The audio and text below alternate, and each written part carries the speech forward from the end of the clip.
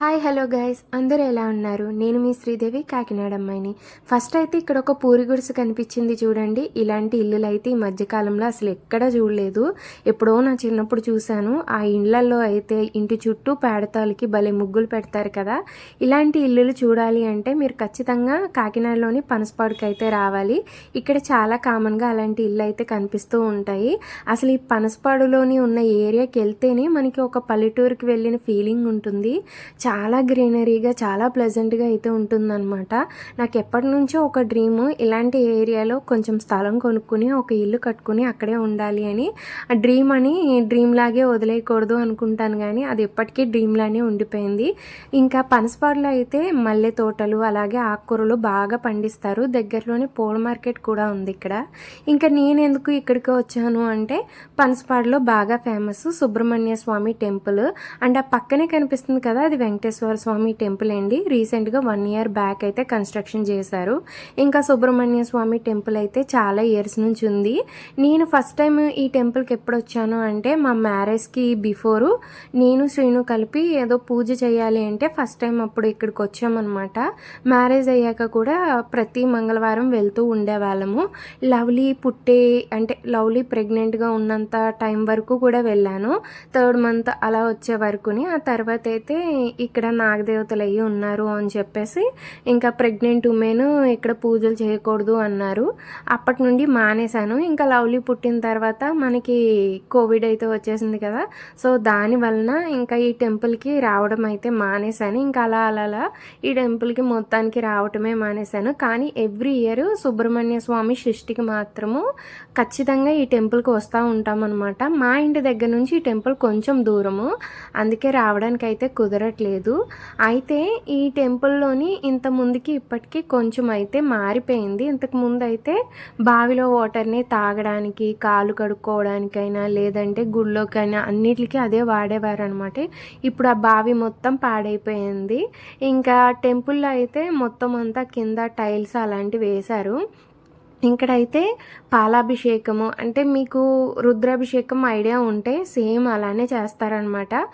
శివాలయంలో చేసినట్టే ఇక్కడ కూడా గంధంతోని ఇంకా విభూతితోని ఇలాగా మనకి సుబ్రహ్మణ్య స్వామిని అభిషేకిస్తూ ఉంటారనమాట. ఎవరికైనా దోషాలు ఉంటే అంటే నాగదోషము ఇలాంటివి ఉంటే కనుక ఈ టెంపుల్కి వస్తూ ఉంటారు చాలా ఏరియాస్ నుంచి. కొత్తగా మ్యారేజ్ అయిన వాళ్ళకి పిల్లలు అది కావాలి అనుకుని కొంచెం మంది ఉంటారు కదా, కలగట్లేదు అని. అలాంటి వారు కూడా ఇక్కడికి వచ్చి నేను చెప్పాను కదా రుద్రాభిషేకం టైప్లోనని, అంటే విభూది, గంధము, పాలు వీటన్నింటితోని అభిషేకిస్తూ ఉంటారనమాట. ప్రతి ట్యూస్డే అయితే ఈ టెంపుల్ అనేది అస్సలు ఖాళీ ఉండదు. ఇంక ఈ పక్కనే ఉన్న వెంకటేశ్వర స్వామి టెంపుల్ అయితే రీసెంట్గా కట్టినప్పటికీ కూడా మేము ఉన్న ఏరియాలో బాగా ఫేమస్ అయిపోయింది. చాలామంది ఆ టెంపుల్కి ప్రతి సాటర్డే వెళ్ళటము, అక్కడ మొక్కుకున్న తర్వాత 108 ప్రదక్షిణాలు అవి చేస్తున్నారనమాట. ఆ టెంపుల్ కూడా చాలా ప్లెజెంట్గా అయితే ఉంటుందన్నమాట. ఇంకా మేమైతే ఇక్కడ నార్మల్గానే దర్శనానికి వచ్చాము. అయితే వెళ్తూ పాలు పట్టుకుని వెళ్ళామన్నమాట.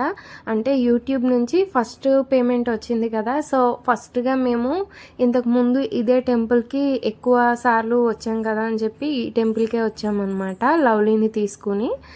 దర్శనం అయితే చాలా బాగా జరిగింది. ఇంకా దర్శనం అయిన తర్వాత చాలాసేపు అక్కడే కూర్చుని ఆ తర్వాత మళ్ళీ పక్కనే ఉన్న వెంకటేశ్వర స్వామి టెంపుల్కి అయితే వెళ్ళిపోయాము. అయితే టెంపుల్కి వచ్చినప్పుడు ఏమైందంటే టెంపుల్లోని దేవుడికి పెట్టే అరటిపళ్ళు ఉంటాయి కదా, అక్కడ ప్రసాదంగా ఇస్తారు కదా. సో ఏమైందంటే పంతులు గారు ప్రసాదంగా దేవుడు అరటిపళ్ళు ఇచ్చారనమాట. అవి లవ్లీని తిననివ్వలేదు అని చెప్పి లవ్లీ మా మీద అయితే అలిగింది. అందుకే వీడియో తీసేటప్పుడు కూడా తను అస్సలు స్మైల్ ఇవ్వట్లేదు. కోపం వచ్చిందంట తనకి అరటిపండు ఇవ్వలేదు అని. మేము కూడా ఏంటంటే అప్పటికి ఇంకా ఇన్సులిన్ ఇవ్వలేదు అని చెప్పి అరటిపండు అయితే ఇవ్వలేదు. ఇంకా టెంపుల్ బయట నుంచి అయితే ఇలా ఉంటుంది. చాలా ప్లెజెంట్గా చాలా పెద్ద ఏరియాలో అయితే టెంపుల్ ఉంటుందన్నమాట.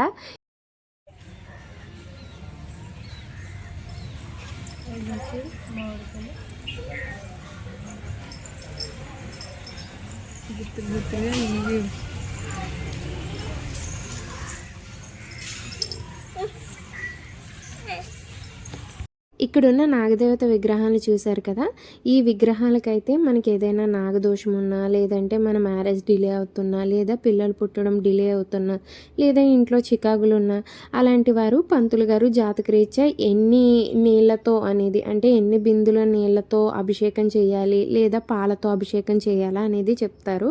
అది అయిన తర్వాత పసుపు రాసి కుంకుమ బొట్లు పెట్టి దీపం పెట్టి దండం పెట్టుకుంటూ ఉంటారనమాట. బేసిక్గా ఎవరు పడితే వారు ఈ విగ్రహాలను అయితే తాకకూడదు, అది మాత్రం నాకు తెలుసు. అందుకే మేము దూరం నుంచే దండం పెట్టుకున్నాం అనమాట. ఇంకా అక్కడ దండం పెట్టుకున్న తర్వాత మేమైతే కొన్ని ఫొటోస్ తీసుకున్నాము. అంటే ఇక్కడికి ఎవ్రీ ఇయర్ కన్ఫామ్గా వస్తూ ఉంటాం కదా, సో అదొక టైం ల్యాప్స్ లాగా ఉంటుంది అని చెప్పి ఫొటోస్ తీసుకున్నాము.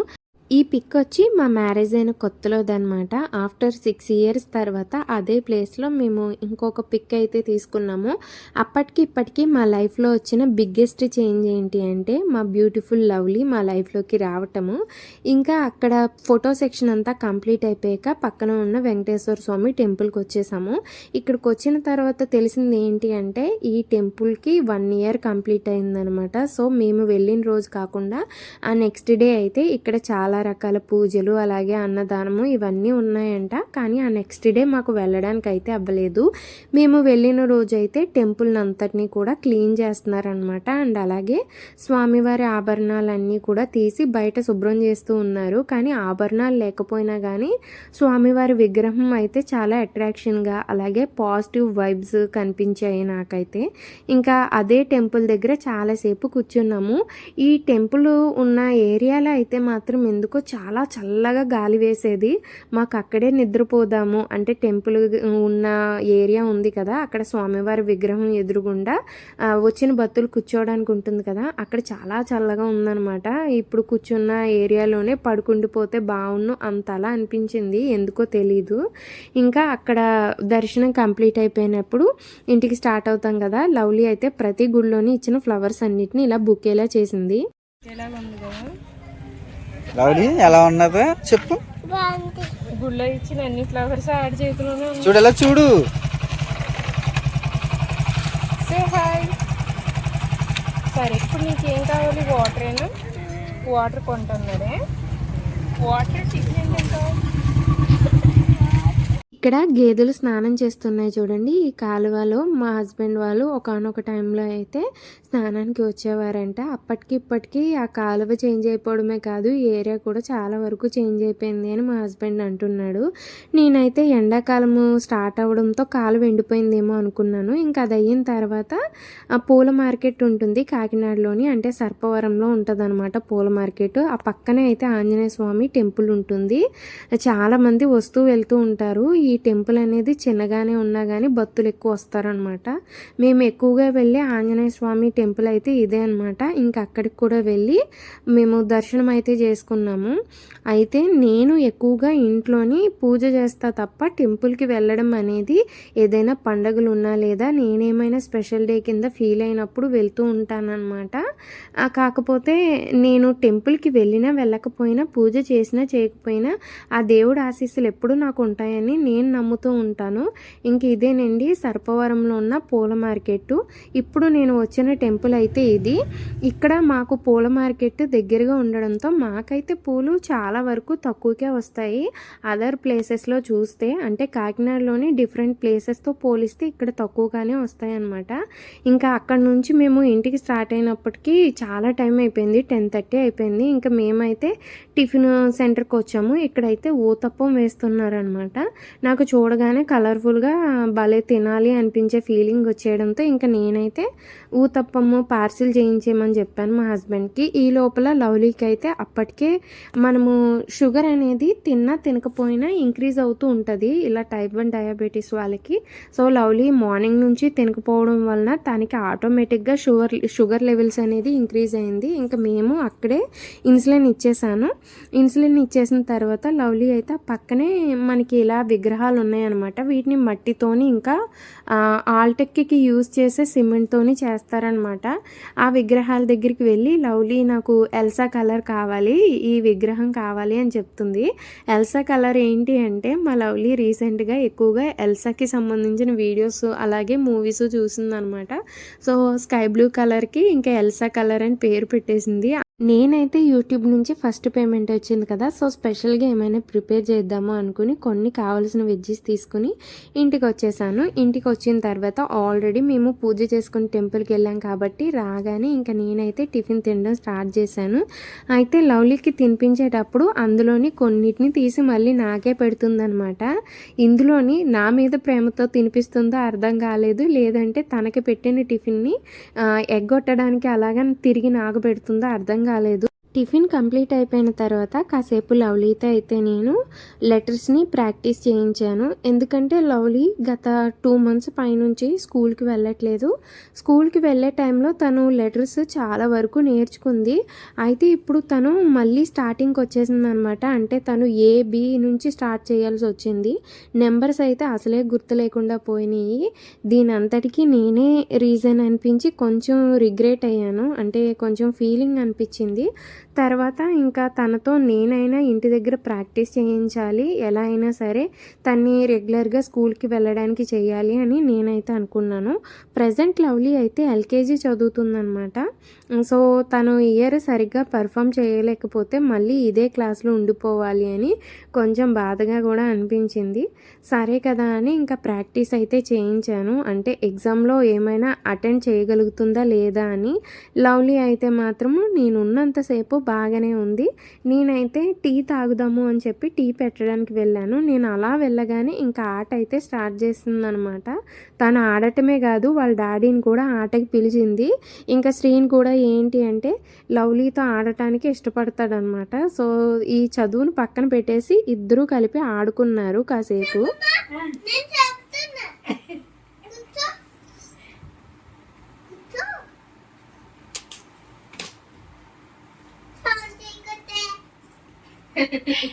ఆవిడ చదువుకు మళ్ళీ సౌండ్ చేయకూడదంట. ఆయన ఫ్యాన్ ఎందుకు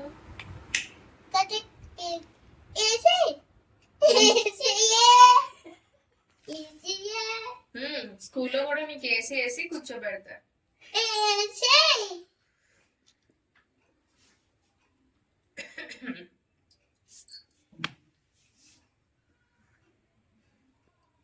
నన్ను బాగా తిట్టుకుంటున్నాను, అందుకే నాకు దగ్గుతుంది. ఏది నువ్వు తాగేసి నన్ను తాగకుండా చేస్తున్నావు. వీడియో తీయమని వాటి చల్లారిపోయి ఉంటుంది. నేను కుకింగ్ చేసినప్పుడు తీద్దుగాని అన్నాను, ఈ మధ్యలో కూడా తీసేస్తున్నాను. అమ్మ వెళ్ళిపోద్దంట నానమ్మ. ఎందుకు ఇప్పుడు ఆ 2 అక్షరాలు రాసేసి నాన్నతో పాటు పైకి వెళ్ళిపోతావు అంతేనా? అంతే అంతే. వద్దు, రాసుకుని తర్వాత వెళ్ళు, సాయంత్రం వెళ్ళు. దాన్నే మా నాన్న వానాకాలం చదువుంటారు.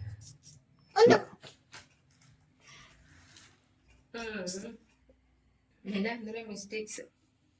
లవ్లీ, నానమ్మను పైకి వెళ్ళిపోమంటాను.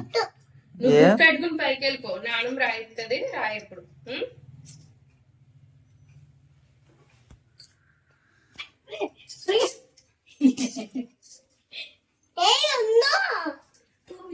చెత్తాను చెత్తాను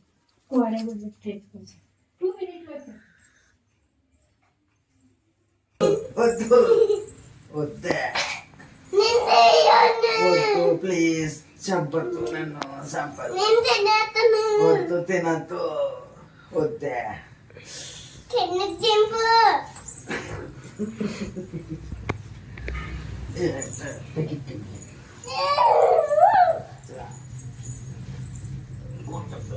ఇదేనా చదివించడం శ్రీను? ఇది ఆడు కుదురుండడం కాదు, నీకేం చెప్పాను, నువ్వేం చేస్తున్నావు శ్రీను ఇక్కడ? ఆడుకుని చదువుతాం కదా మా ఇద్దరం. చాలా బాగా చదువుతున్నారు. నేను టీ తాగి గ్యాప్ లోని ఆవిడ చదువు ఆపేసింది. ఇగో ఇప్పుడు వేసి చిందులు ఇయ్యి.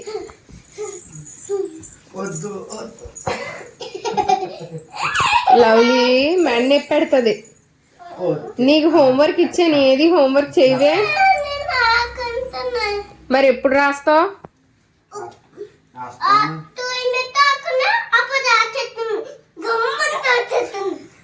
నమ్మాలి నేను.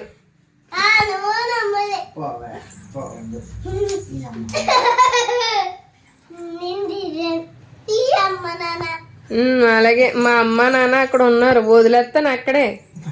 అప్పుడు మావి రాయింతాడు. అదే మరి నాటకాలు.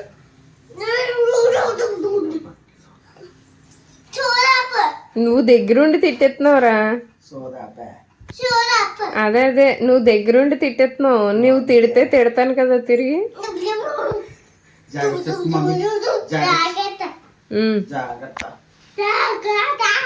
అలాగే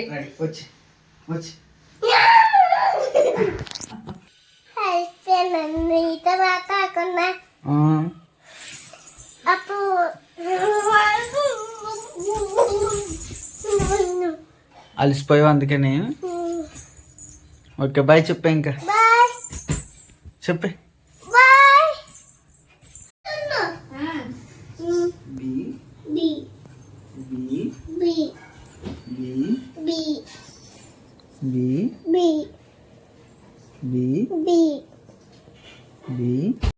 తండ్రి కూతుర్లు ఇద్దరూ కాసేపు ఆడుకున్న తర్వాత మళ్ళీ లవ్లీని చదివించడం అయితే స్టార్ట్ చేశాడు శ్రీను. అయితే మా అమ్మ, పిన్ని, చిన్న పిన్ని ఇలా ఎక్కువ మంది లవ్లీకి అమ్మమ్మలు ఉండడంతో మా అత్తయ్యని కూడా అమ్మమ్మ అనే పిలుస్తుంది, నానమ్మ అని పిలవదు లవ్లీ అయితేని. ఇంకా ఇంకొక విషయం ఏంటి అంటే చాలామంది మా ఇంట్లో గ్రాడ్యుయేట్ అయిన వాళ్ళు ఉన్నారనమాట. అయినా కానీ ఎవ్వరము లవ్లీకి చదివించడం అనేది అంత శ్రద్ధ పెట్టలేదు. ఎందుకు తన్ని స్ట్రెస్ పెట్టడం అని వదిలేసాము. దానివల్ల మేము చేసిన మిస్టేక్కి లవ్లీ అయితే నేర్చుకున్న చదువు కూడా గాలికి వదిలేసింది. ఇంకా నెక్స్ట్ తన ఎగ్జామ్లో ఏం రాస్తుందో తెలియదు, కానీ నాకైతే లవ్లీ ఎడ్యుకేషన్ కోసం కొంచెం భయం స్టార్ట్ అయ్యింది ఇక్కడ నుంచి. ఇంకా ఈ వీడియోకి అయితే ఇంతేనండి. మీకు ఈ వీడియో కనుక నచ్చినట్లయితే లైక్ చేయండి, కమెంట్ చేయండి, నా ఛానల్ని సబ్స్క్రైబ్ చేసుకోండి. మళ్ళీ ఇంకో వీడియోతో కలుద్దాం.